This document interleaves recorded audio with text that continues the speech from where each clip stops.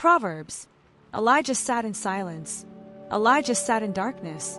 This silence and this darkness were of a physical nature. They were provided by his dear friend Greg, the van, not the person. In fact, Greg became one of Elijah's great teachers. For Elijah, since he was in grade 7, had begun living in his head. He was a floating blob of ideas. In a weird kind of way, he was unaware of his body. Now this may all sound strange, but Elijah discovered all this in his silence and his darkness. In Greg, when one lives in utter luxury and comfort, they forget the reality of hunger, thirst, pain, exhaustion. They lose their physicality. They have no need, and so they can get lost in their thoughts. They can't read the cues given to them by their bodies. They are unable to survive. This is exactly what Elijah was discovering. Having finished insulating Greg, Elijah quickly discovered in his free time that he actually knew very little about how to live as a human being. He knew very little about how he was going to survive. He discovered that he knew very little about himself. Elijah, today, I am confidently calling you a fool. Oh, don't be hurt. This is in fact a great discovery. Elijah, you. Really? No. Nothing, period. Elijah was quite used to talking to himself at this point. When he had completed praying all the psalms in the Ikpia, he still found himself awake and aware for several hours in the day. It was in these times that Elijah began to ponder what it means to be human, what it means to survive. In fact, the main question he sought to answer was, how does one live well in the world that God created? And he quickly discovered that he knew nothing. Now, for most people, this would be depressing. For Elijah, this was an incredibly joyful discovery.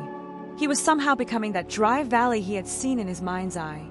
Elijah, you used to walk around thinking that you knew everything. And yet, even an ant has more wisdom than you. She labors day and night to prepare for winter. She does not lose herself in her ego. She is not lost in thought.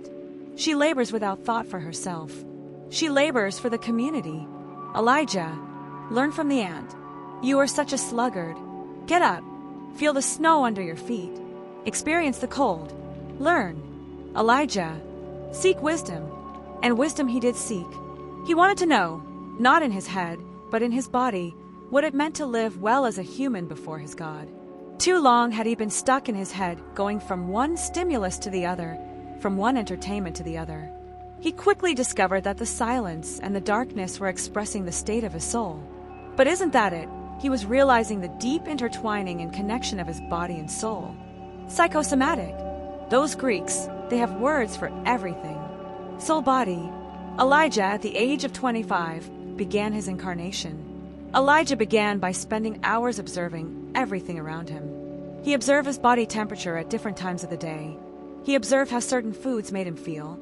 He observed how at different times in the day his energy would spike and dip.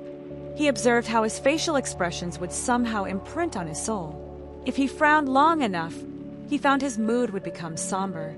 If he smiled long enough, his demeanor, his mood, his being would be filled with light.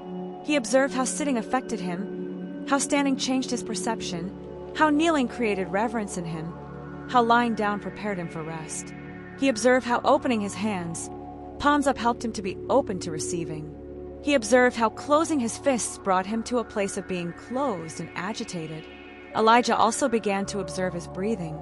Short, repeated breaths, in and out, would sometimes help him to wake up. Slow, deep breathing, especially in the darkness, helped him with stillness. It would help quiet his thoughts. At times he would follow his breath and see the oxygen's journey to the different parts of his body. He became aware of all the members of his body. He was no longer estranged from himself. Interestingly enough, he was no longer afraid of hunger. For the longest time, Elijah was an avid meat eater. Ribs, steak, wings, cold cuts, sirloin, burgers, you name it. He loved his meat. For some reason, he found himself unable to come near it after the accident. Esther, what's the connection? Why have I become a vegetarian? I don't know, but it seems to me that I can't bring myself to eat another living thing, at least living beings with souls. I look at Mr. Cardinal. I can't eat him. I don't even crave meat like I used to. In fact, hunger no longer scares me. I look back and think, I can't believe how much of my life I have spent eating. Now, a head of lettuce, some bread, and some hummus satisfy me for a few days. It's probably because my biggest fear was to lose you. And well, you know what happened. You were there, and well, I am still alive, and I feel somehow that you are with me. I mean, I have no proof, but I am not afraid anymore. By the way, Esther, did you know that you were going to leave me? That morning, when I was coming to pick you up, I heard you talking to someone. The way you looked at me when you opened the door. I was blind then, but now that I have all this time to observe, something tells me that you knew that you were leaving me. Yes, my dear Elijah, I did. Elijah, sitting in his deep Greg darkness, quieted his thoughts, breathed deeply and smiled. He opened up his hands, palms up, and accepted, rather received with thanksgiving, the deep knowing that was being communicated to him by Esther. He knew that she knew. He observed how this made him feel. He observed the peace. He slept well that evening. The next day, as was his custom, Elijah got dressed and went for his morning walk. No matter the weather, Elijah would go for a 2-hour walk in the forest. He had parked Greg next to a beautiful 10-kilometer path in Gatineau Park. Elijah's journey of becoming Earth was beginning to focus a little more on acquiring the wisdom to live well before his Maker. It was the forest that communicated to him the most about this ability to live well. Elijah had always loved trees. He would often spend 10 or 15 minutes just studying a tree.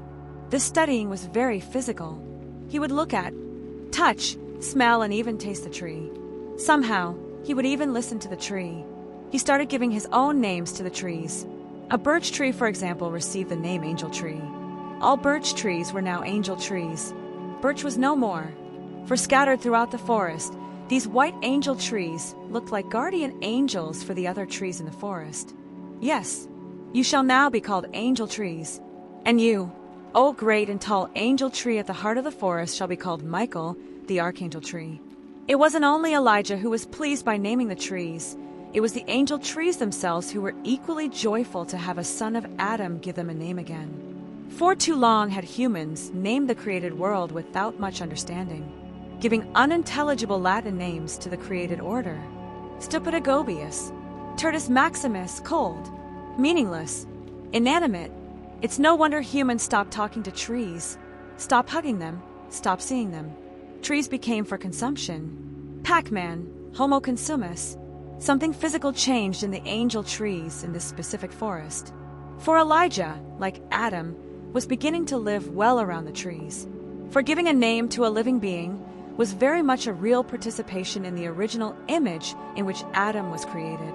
The image of the one who is, the one who made angel trees. The whole forest was awakening because of one human. Solomon trees, Joshua trees, Esther trees. Oh, how Elijah absolutely loved Esther trees. Strangely enough, the first Esther tree he saw was right next to Michael, the archangel tree. All these and many more trees were awakening. Elijah, too, was awakening. Wisdom. When logic takes flesh, the whole cosmos awakens.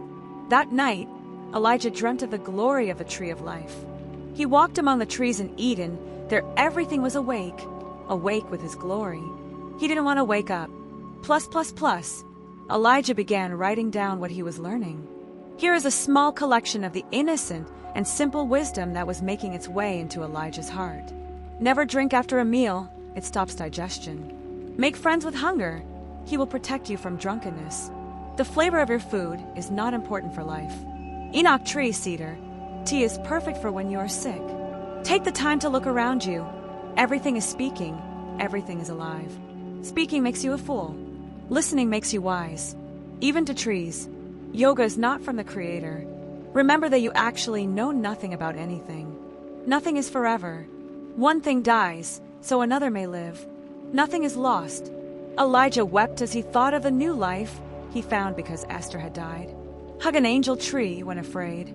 Hug an Esther tree if you are tired. Never hug a girl, especially not from behind when you are pushing her on a swing. Luxury and ease of life dull the senses and lead to unhappiness. One cannot live in the past or in the future. One can only live in the here and now.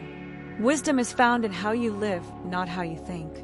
No such things as perfect romantic getaways. Crap happens. Literally. Elijah died of laughter when he wrote this specific one. He could see himself waddling like a penguin running to the bathroom in Costa Rica. Complaining fills one with death and darkness. Giving thanks to the Creator fills the mind and heart with light. Selfishness and the ego must die in order to live. Be small in all things. All sins come about when you lose the memory of the Creator. Awe and reverence for God is the beginning of wisdom. These sayings did not need to be written on paper. They were the incarnate wisdom of his personhood. Earth. Plus, Mama, Archangel Michael, and Esther loved to watch over Elijah as he slept in his van. Esther loved to pray midnight prayers with him. Mama loved to tuck him in. Archangel Michael made sure his guardian angel stood guard over Greg. Since Elijah had begun to recognize that wisdom was to be incarnate, lived out in his body, he added to his notes. One should stand while the gospel is being read. One should do the sign of the cross every time the Holy Trinity is mentioned. One should fast before receiving the Eucharist.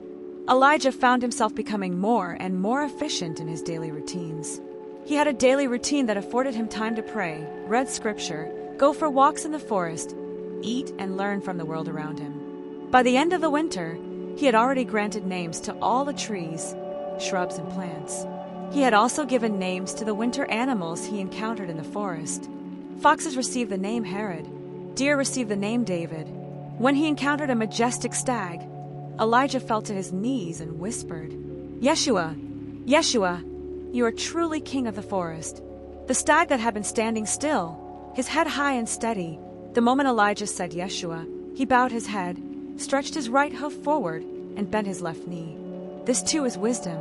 That day he wrote, "Plus at the mention of the name of Jesus, every knee should bow."